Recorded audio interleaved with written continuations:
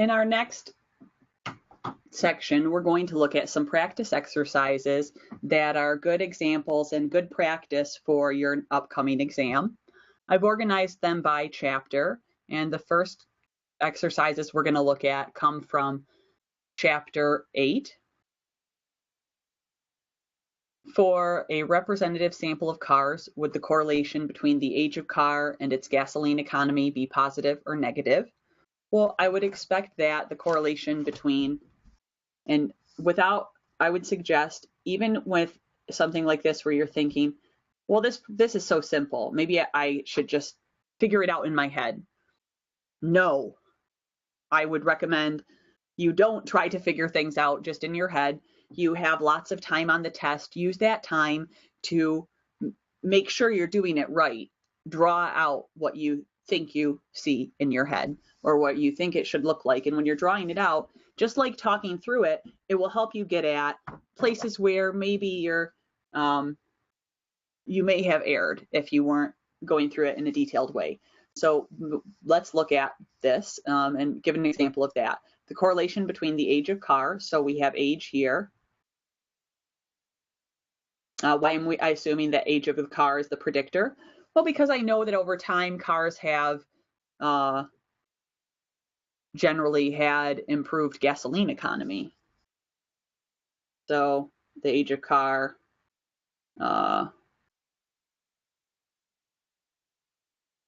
let's say car is 2, 8, 10, approximate, and so on. Age is increasing this way.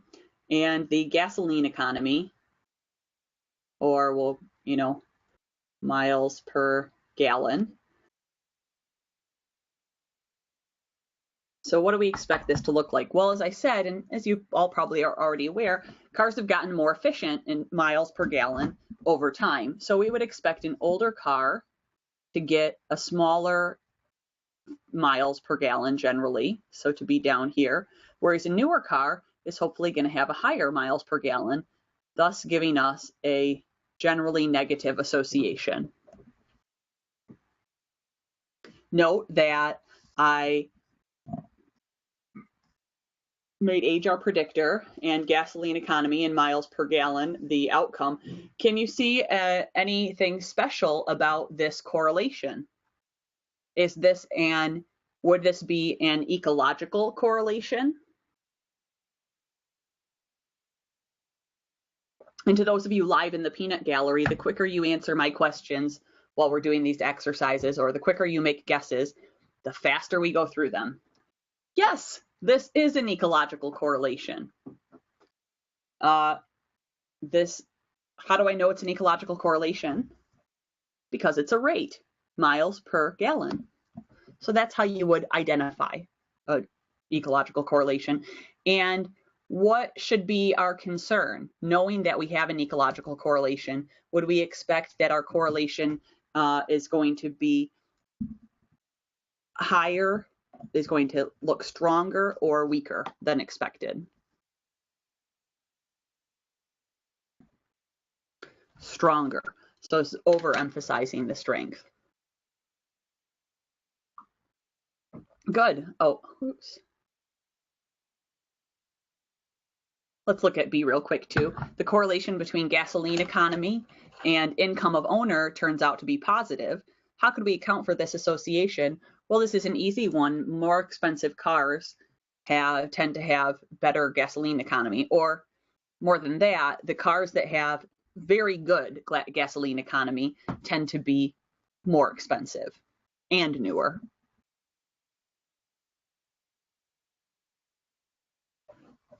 And I just picked one more problem from correlation for us to look at.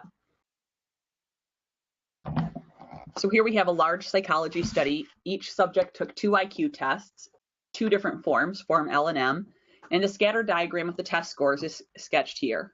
You can see it in the lower right corner. You're trying to predict the score on form M from the score on form L, and each prediction is off by some amount. Well, we know this we've talked about error, so this is previewing us to error.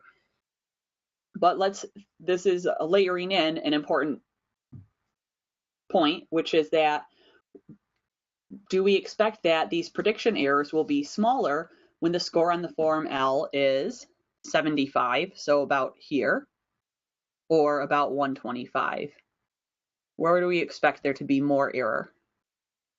Or the prediction error to be smaller? Yes, at 75, because you can see that the spread around here is smaller at 75 than it is at 125.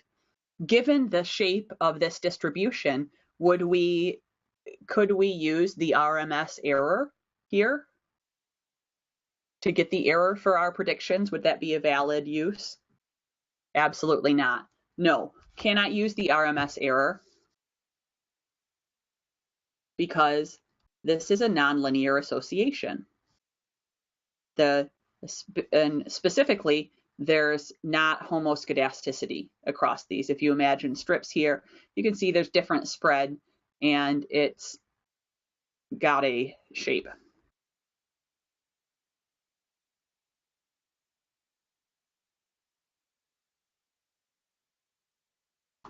Okay. But we have some more correlation problems from chapter 9, and I highlighted these couple as some nice examples. True or false, if the correlation coefficient is negative 0.8, below average values of the dependent variable are associated with below average values of the independent variable. What do you think?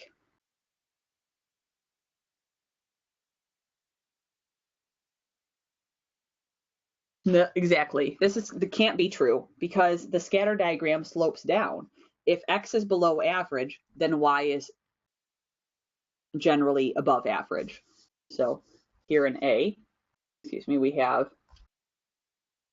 the slope goes down because we have a negative 0.8 correlation. And so you can see this mapped out. So if you're having trouble mapping that out, just, translate it into a diagram and it makes it easier to see the effect or to see the right path to the answer. In this next one, if y is usually less than x, the correlation coefficient between x and y will be negative.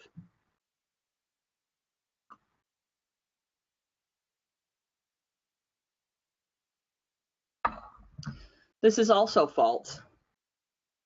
For example, height at age 9 is usually less than height at age 18, but the correlation is generally positive. Someone doesn't get shorter between ages 9 and 18.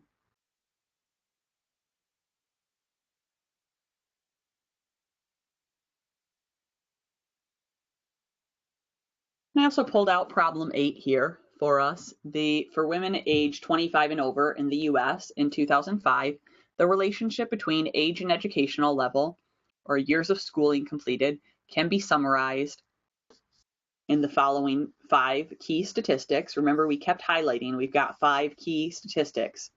Here they are.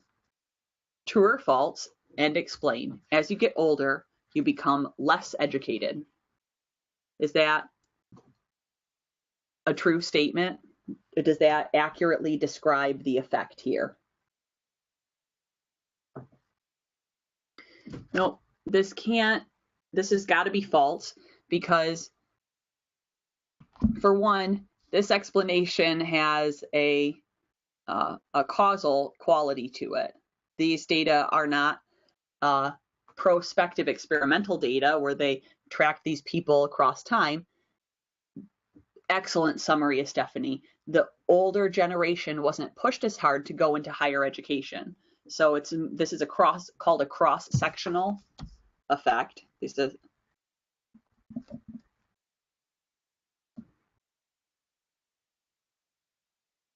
And in our next unit, we are going to look at some more sampling designs. So we'll unpack that more there. But the idea is that you've got they're at different age points. So it's not that the older people, we haven't got the same people getting older and less educated. They're a different generation.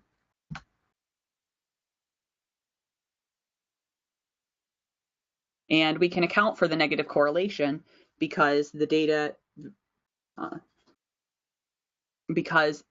are cross-sectional, and the younger people were born later, and their educational levels have been going up over time for everybody, just as Stephanie summed up too.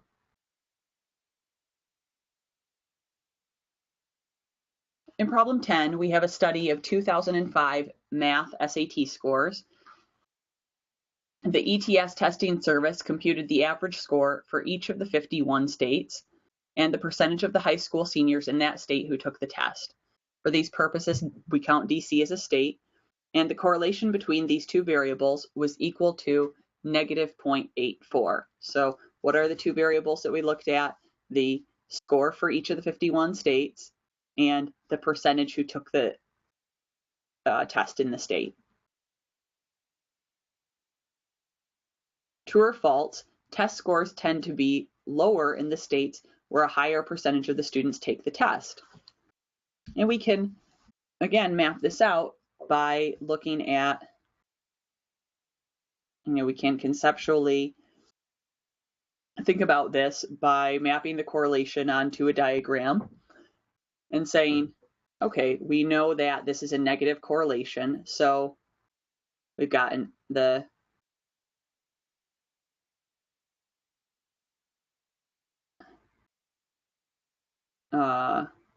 state score and the percentage of, oops.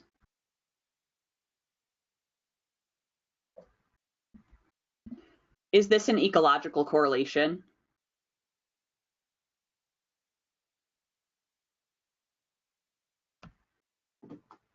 Yep, it is an ecological correlation because the percentage is a rate.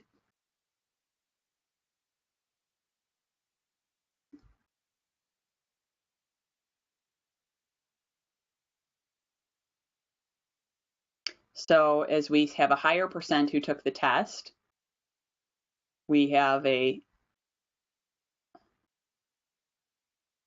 generally lower test scores.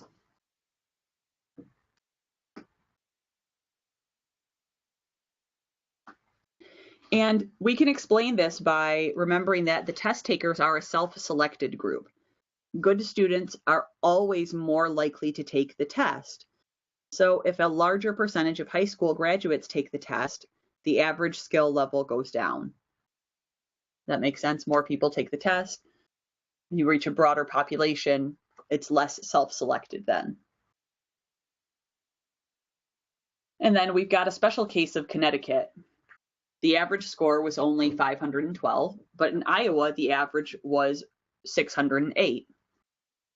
So is it true or false that the data show, on average, the schools in Iowa are doing a better job at teaching math than the schools in Connecticut? Can we draw that conclusion?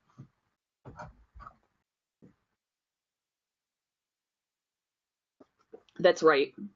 We can't draw that conclusion because we have to remember that we have to account for the percentage of students who take the test. So it may be that in Connecticut, more students take the test. Sorry. Ugh.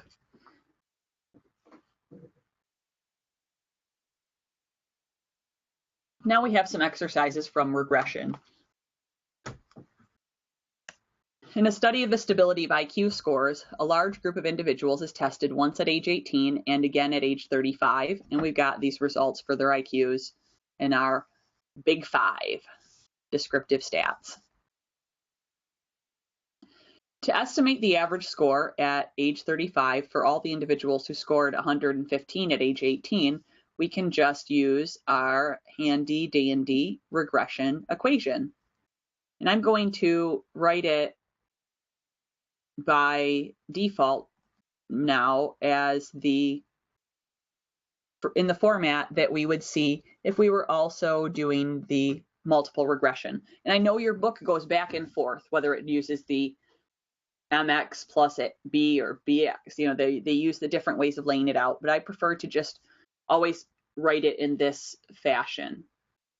And since that's what you do in multiple regression, write it like intercept plus predictor 1, slope times predictor 1 plus slope times predictor 2, etc.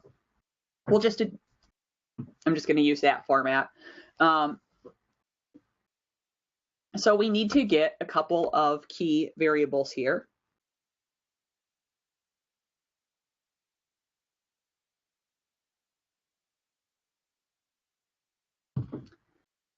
So we could do this by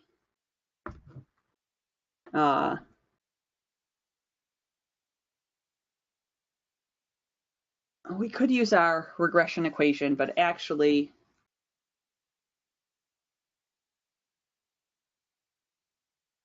I think it's actually easier to just look at the standard deviations here, because this is pretty simple. So we're just looking at the individuals who scored 115 at age 18. They're one standard deviation above the mean. And our slope is going to tell us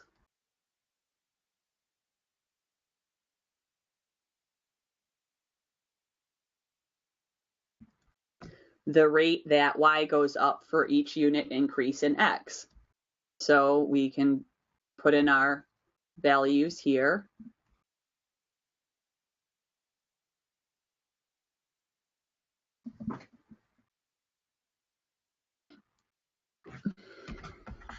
Excuse me. So for each x, we have a correspondent increase in y that is equivalent to, oops, excuse me.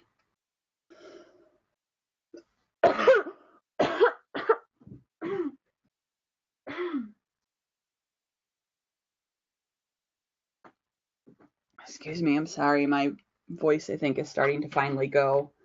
You could see it's clearly going to be equal to 0.8 here. These are cancel out.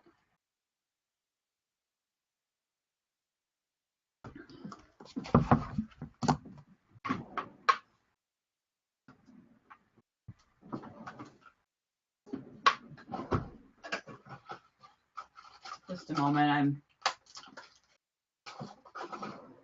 just need a lozenge.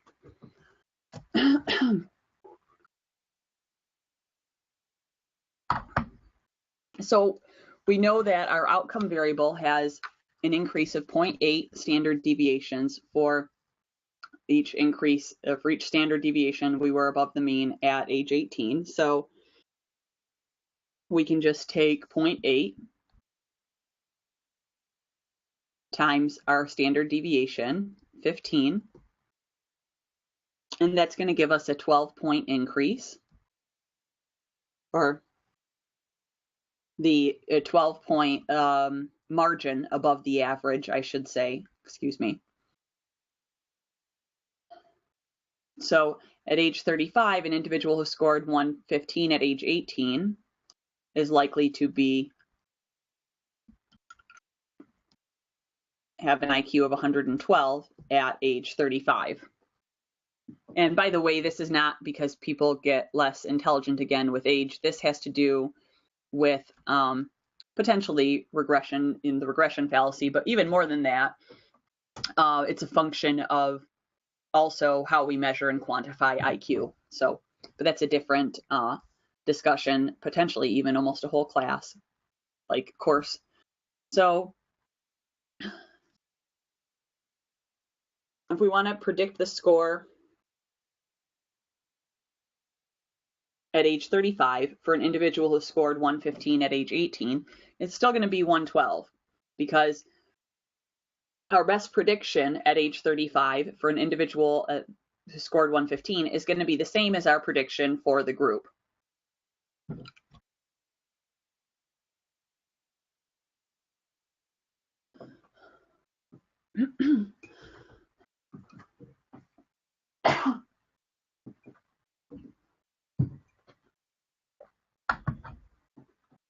In one study, the correlation between the educational level of husbands and wives in a certain town was about 0.5. They both averaged 12 years of schooling with a standard deviation of 3 years. We can predict the educational level of a woman whose husband has completed 18 years of schooling. We know that both groups have a mean of 12 years and a standard deviation of 3 years. So 18 years is how many standard deviations above the mean? 2. So our woman is going to be predicted to be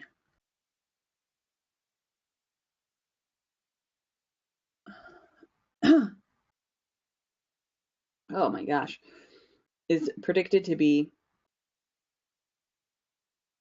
oh my God,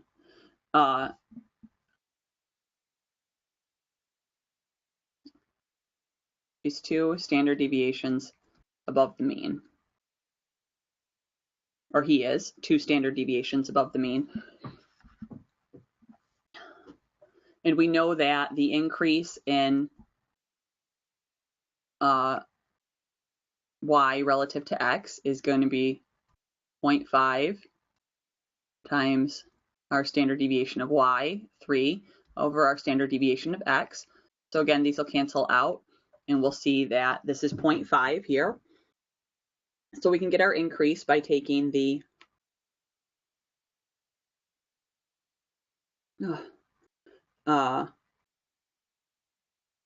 correlation, or our slope, which is the same as the correlation here.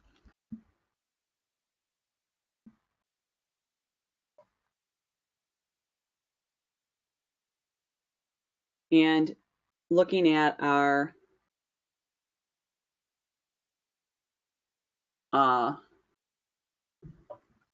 number of standard deviations above the mean. So since this was just 2 standard deviations above the mean, we know that the wife would be predicted to be 1 standard deviation above the mean, which would be 3 years above the mean of 12 years. And we get the predicted y for the wife is 3 years plus the average of 12 years.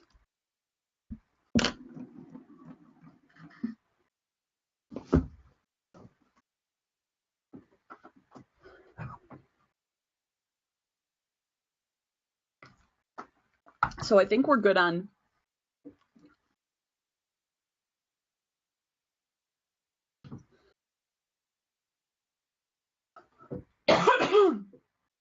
I'm sorry. I've not been feeling well the past couple of days, but swift decline here. We've looked at, though, this method before, where we can get the standard deviations above and below the mean and then look at our slope to get our prediction value. But let's make sure that we can get to some other exercises where we get to practice using the regression equation to find our predictions. Before we do that, I have just a couple questions related to the RMS error, the error terms. So the important idea here is mostly the conceptual issues. So in this problem, we have a study of high school students with a positive correlation was found between hours spent per week doing homework and scores on standardized achievement test. The investigators concluded that doing homework helps students prepare for these tests. Does the conclusion follow from the data? Can we make that draw that conclusion validly?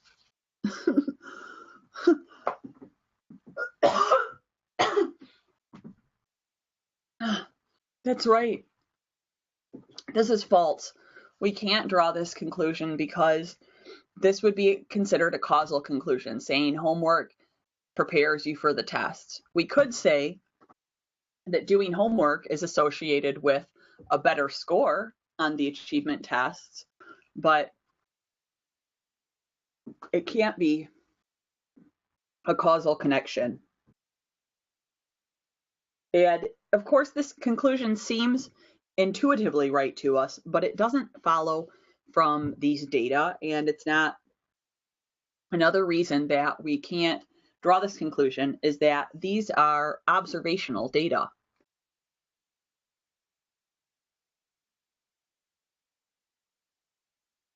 How do I know it's observational?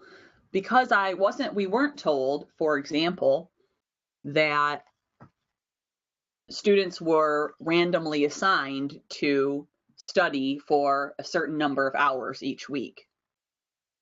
You know, if we were going to do an experiment, we would need to say, okay, we have a population of students, we select them at random, and then randomly assign them to study for certain, hours per week, and then don't let them study more, even if they want to, and then make them take the standardized achievement test. So that would help get us closer to being able to maybe draw a causal conclusion. And you're right, Stephen, of course you can't study exactly what's on the test anyway. So we can't have a clear causal connection there. Remember, without having experimental data.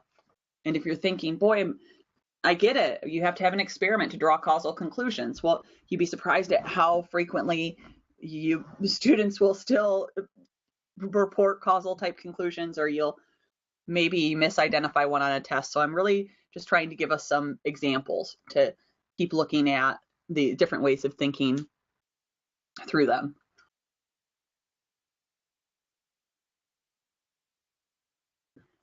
And let's see, I think we actually did this one already, and so let's skip over that and do these regression line problems, because I want to make sure we have a chance to do those and maybe a couple of the probability things. So to get the regression equation for predicting income from height,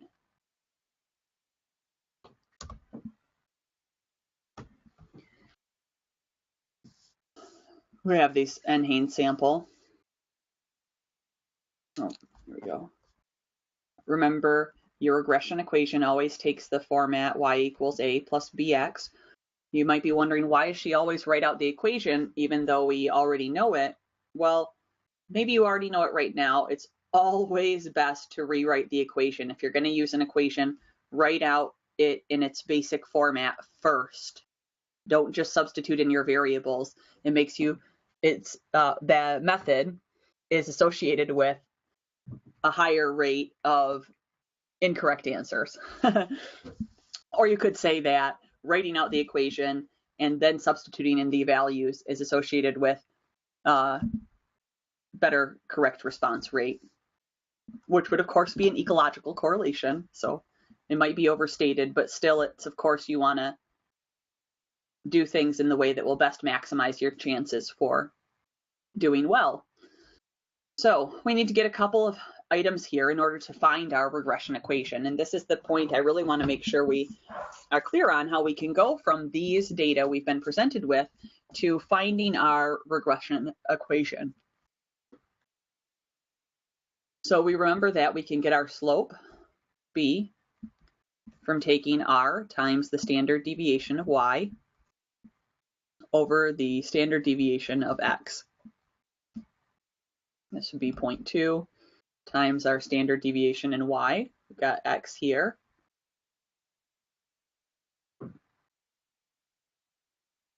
And our standard deviation of y is 20,000.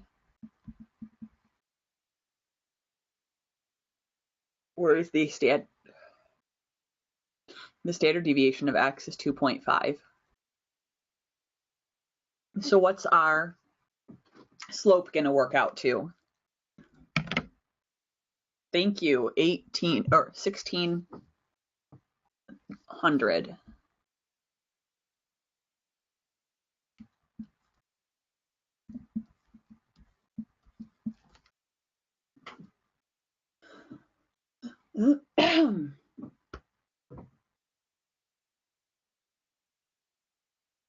So y goes up by $1,600 for each unit of height. So we've got our b, but we need to get our intercept to find out what is the value. So remember, the intercept is the value of y when x is 0. So now that we already have our slope, we can get the intercept by finding the value of y when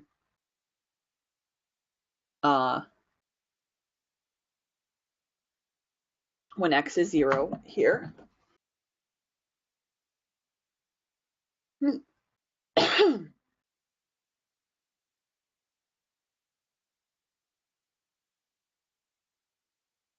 And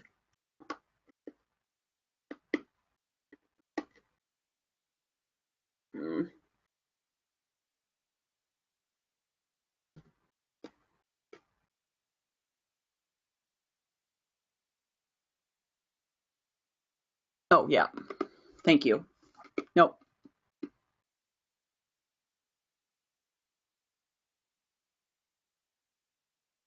You're right. They predicted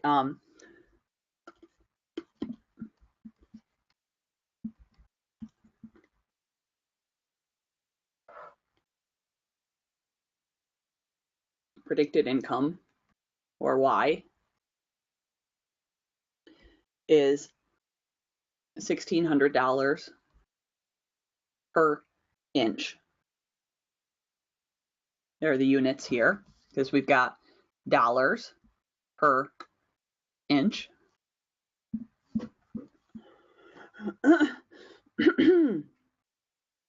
And so we can predict our income times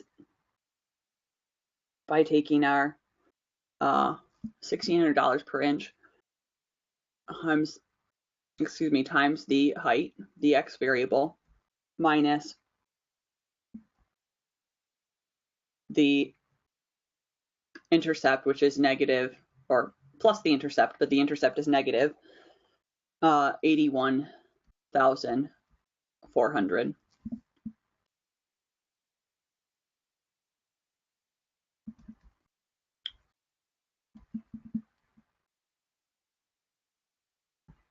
And I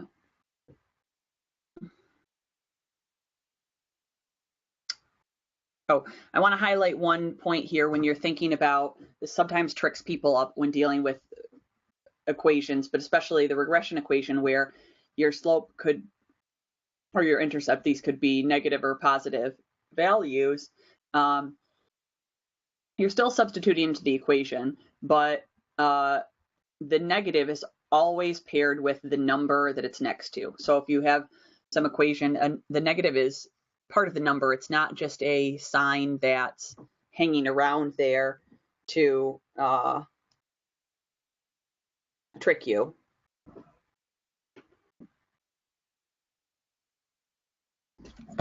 So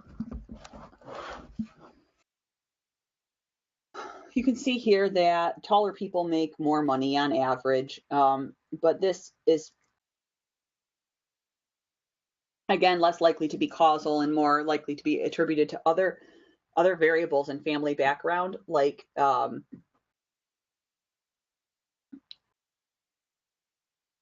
better education or better nutrition is going to support taller heights, or child that is growing to a taller height. So let's see.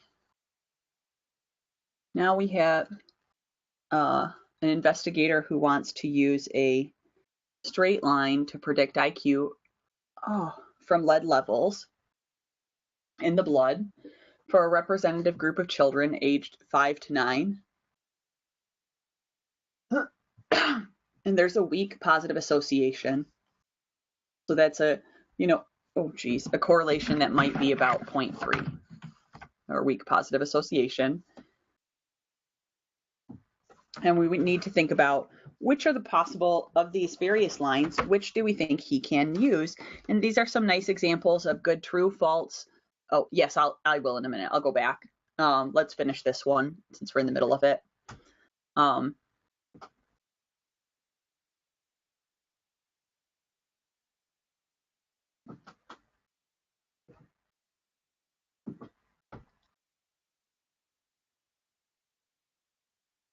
Go ahead, Stephanie. You're doing great.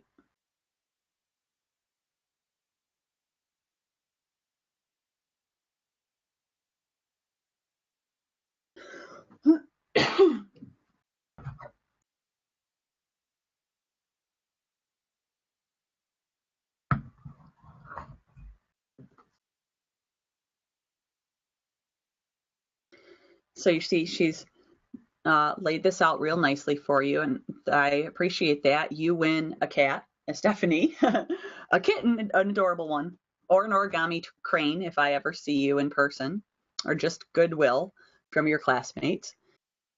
For remembering that, to get this intercept, you see she's spelled out here, you take the 1600, the slope, multiply by x, 64 inches. See, that's what she's described here. There we go. 16 times 64. And you get 102,400, and then you subtract that from the average, which is how you end up with this weird negative intercept, which is obviously not a meaningful intercept. So this is a great example of when an intercept is not meaningful. Let's look at these examples of some true-false questions that are just nice applications for thinking through how we can use our various techniques we've been presented with.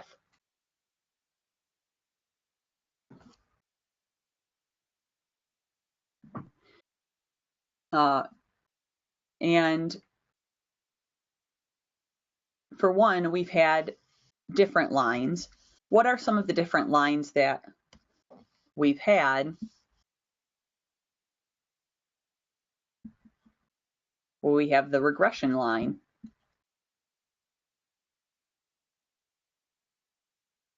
And we've also talked about the standard deviation line.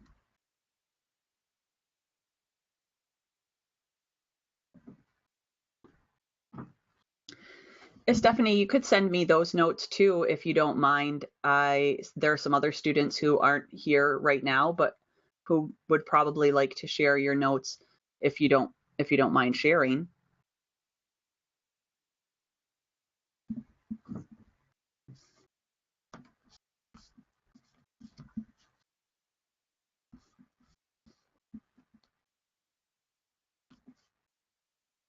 You get lots of good karma for it.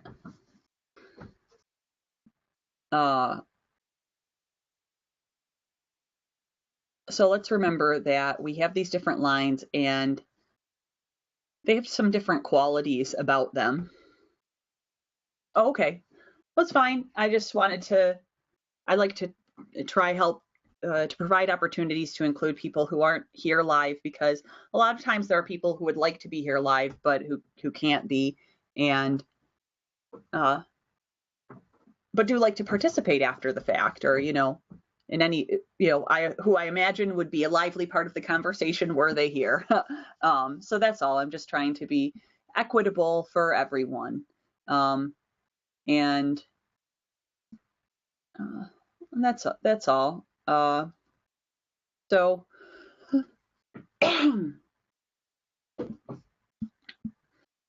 let's think about our different lines and when we can use them. I like these true or false equation. These questions are nice examples of some true and false questions. So I do want us to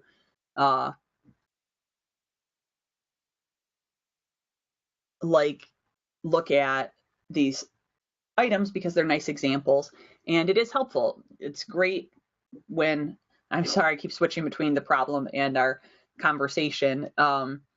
It's helpful when someone who's understanding things well and also likes to write them out step by step. I'm sure Everybody wants your notes now. I'm sure they'll be helpful.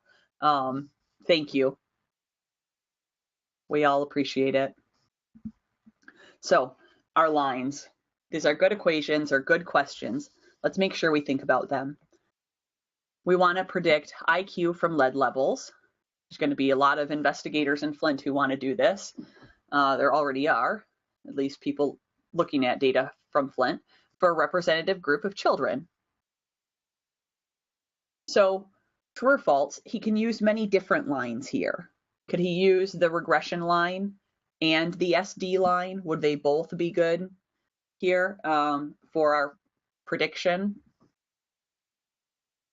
Sure, it is possible to do that. We can, we have a straight line relationship and a weak association.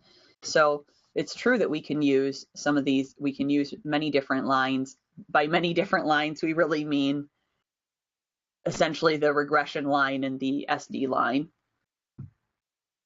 So thus, he has to use the regression line. That's got to be false because he could use the SD line and that would still give us a reasonable, would be reasonably helpful. We can only really get a general prediction here, because we have a weak association. And you remember that when there's a strong correlation between two variables, then one is really good. Knowing one helps a lot with predicting the other. But when there's just a weak association, knowing one variable isn't. So we can only get, and this is why, another reason why he might even want to use the two different lines. So the next item, only the regression line has an RMS error.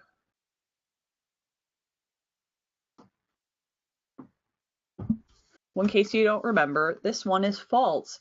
We can get the RMS error for both the regression line and the standard deviation line. And the RMS error is a great way to quantify the error in a linear relationship.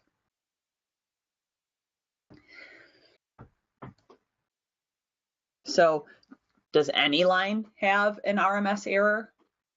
Yes, this is true. Any line he uses will have an RMS error because it's we know he's using a straight line, which is what makes that true too. But among all the different lines he could use, the regression line has the smallest RMS error. Is that true or false?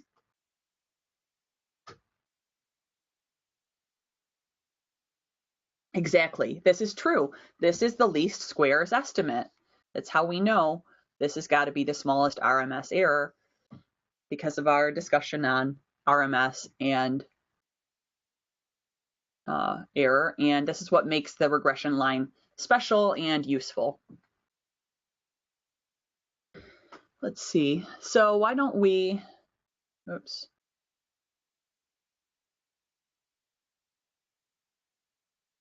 The basic idea here is that the estimate is likely to be too high. If you want to look at this on your own, I want to do some probability problems too.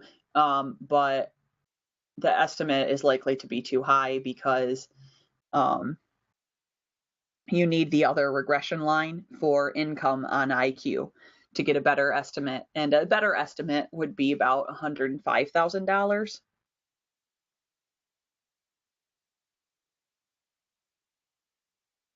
So I pulled out just a couple of items from the probability problems that give us some nice examples and to practice these and applications that you might see on the exam. A poker hand is dealt. First, we do need to know what is a poker hand.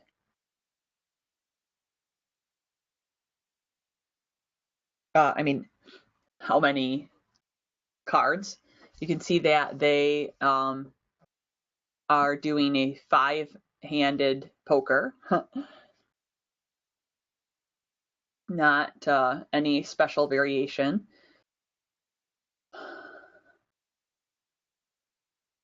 we need to find the chance that the first 4 cards are aces and the 5th is a king. So what kind of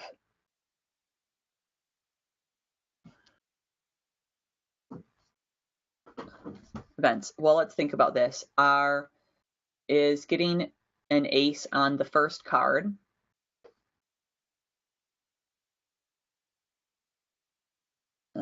Well, we need to consider each of our cards. So the chance that the first card is an ace, we'll consider each of our cards here.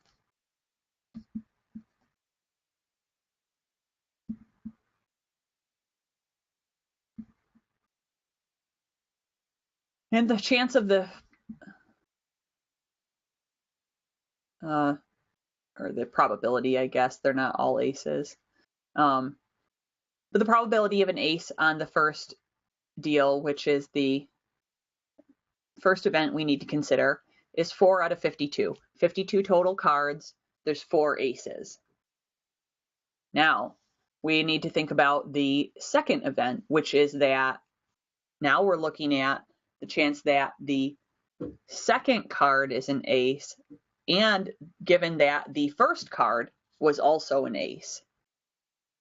Exactly, it's 3 out of 51 because there's only 3 aces remaining and there's only 51 cards remaining. This is a without replacement situation. When we look at the third card, we're down to 50 cards left, and there's only 2 aces left. We aren't assuming that the first one you drew was the ace. This is the probability that the first card was an ace. So 4 times out of 52, that is an ace. And then these are conditional probabilities. So we just move on. So given that this card was an ace, then we figure the next probability and so on. Down to our 4th ace. We have only 1 ace remaining in the deck, and we're down to 49 cards. And then finally, we have to know that the probability of the 5th card being a king. Well, we're back to there's the fact that there's 4 kings in the deck, and there's 48 cards remaining. Does that make sense? And we can multiply these probabilities, because how do we know we should multiply and not add? Well, these are not mutually exclusive events. So these events, you could easily get an ace on the first card and an ace on the second card, third. I mean, you wouldn't easily. There's a very low probability overall of these events happening. It's 1 out of 3 million.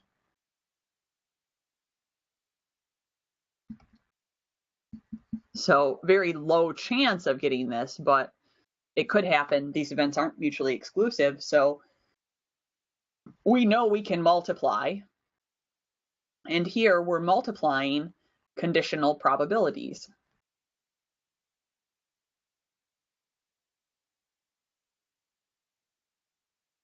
This is what it looks like.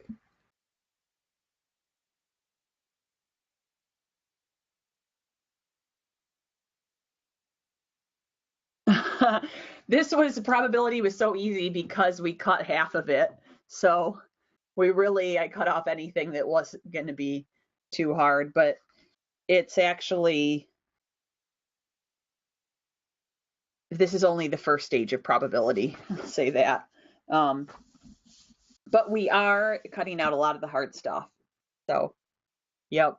And we're really going to do pretty easier examples of probability on the test. So,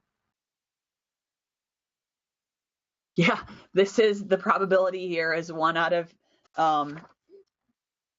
3 million. Yep, that's this. If you work all this out. I mean, you couldn't further simplify.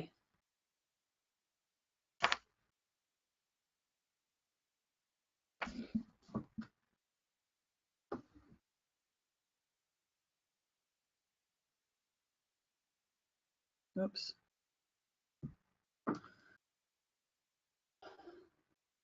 A deck of cards is shuffled, and the top 2 cards are placed face down on a table.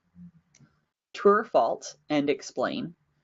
There's a 1 in 52 chance for the first card to be the ace of clubs. Is this true or false?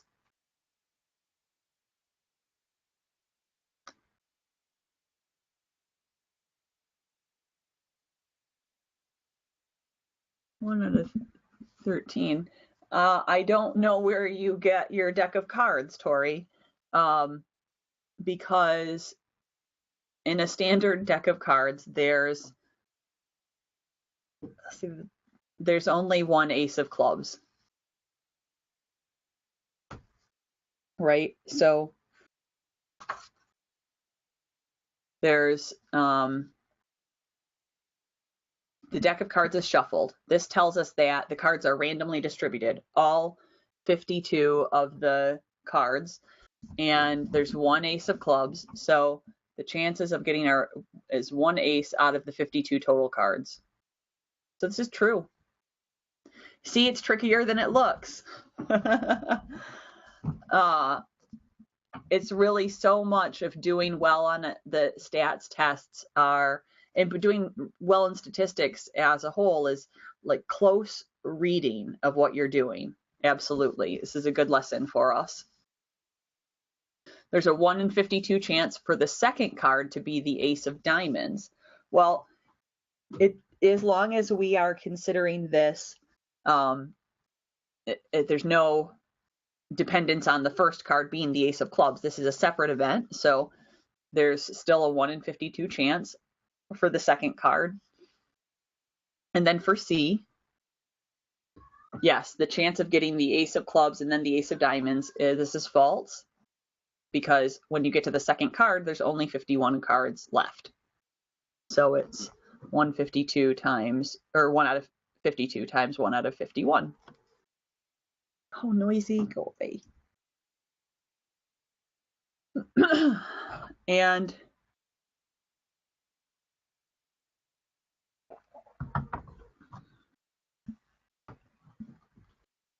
real quick, we'll think about a coin problem, and then I had one more probability thought problem for us. Which of the 2 options are better, or are they the same? You toss a coin 100 times. On each toss, if the coin lands heads, you win $1. If it lands tails, you lose $1. And we compare that to you draw 100 times at random with replacement from a box with 1 and 0. On each draw, you're paid in dollars for the number on the ticket. Which option should you choose, or are they equivalent?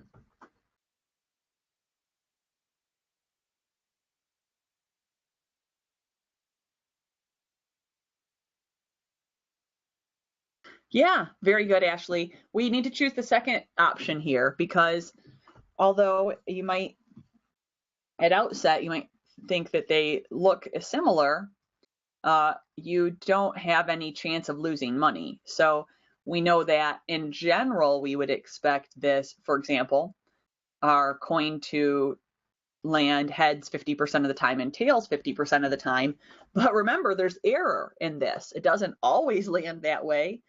So you could end up losing money on option 1, but on option 2, you're only ever paid money.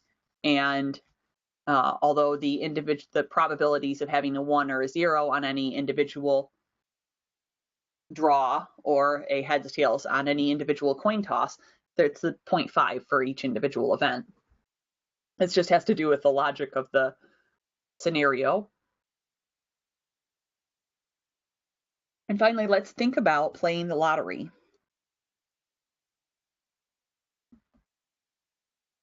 The rules for this version of the lottery: you buy a ticket, choose 3 different numbers from 1 to 100, and write them on the ticket.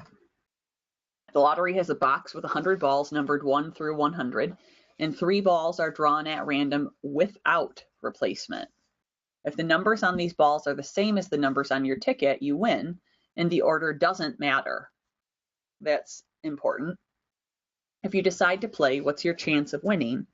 Well, we can just figure this out by remembering that we've got 3 numbers in play. So the chance of the first, and we've got 3 draws happening. On the first draw, you could hit on 3 favorable outcomes out of a total possible number of, out of a total possible 100 outcomes. On draw 2, you got 2 opportunities to have a favorable outcome on 99 out of the 99 balls left.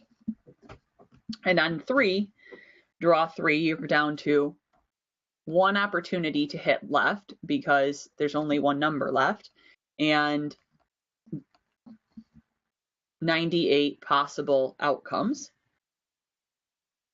And again, these are conditional probabilities. And furthermore, the events are not mutually exclusive. So we know we can multiply because we've checked for the events being mutually exclusive. And so given even this simple lottery where you have just 3 numbers that need to hit in any order at all, the chances of winning are 6 out of, you can see this is going to be small.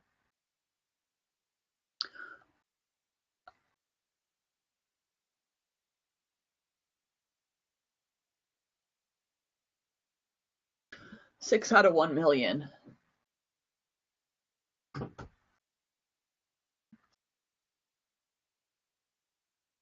Yeah, so you could further simplify it. Is that out of 1 out of 970, 200,000?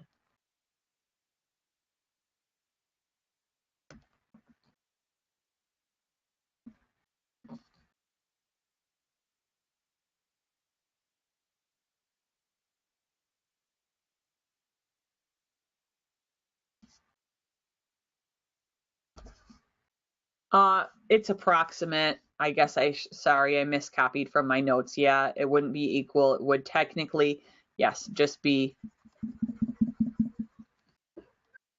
equal to your, this is an approximate. It would be exactly equal to the 970,200. Yeah, I just approximated in my math.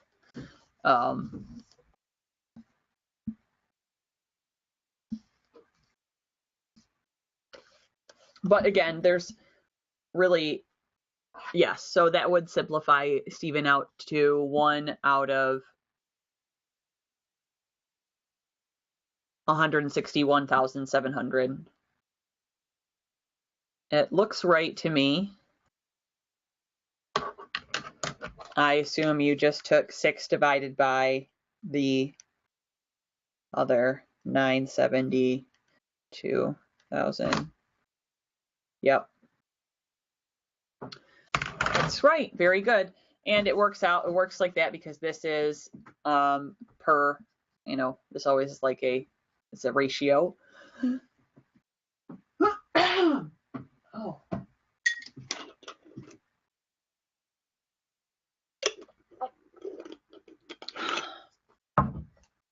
Great job, everybody. So we've covered a lot of different ways to look at, we've covered some common applications of correlation, regression topics, and probability topics. And I've tried to give you both examples of computational problems in this second part that you might see, and some examples of some thought type problems you might see. And keep in mind that the topics that we discussed in the first lecture could also be closely related to problems on the exam, some of those conceptual ideas. And I think that I've given you a nice focus for your studying. If you have questions while you're studying in the future, feel free to reach out to me. You can call or text. You can text anytime and call generally only until 11 p.m. I do get up really early in the morning, so I am sometimes available if you want to discuss problems or go over questions early in the morning. We don't have to just communicate over phone or text. Another option is to set up a time to where we could meet virtually, like this online, and we can go over your questions, and we can do that, we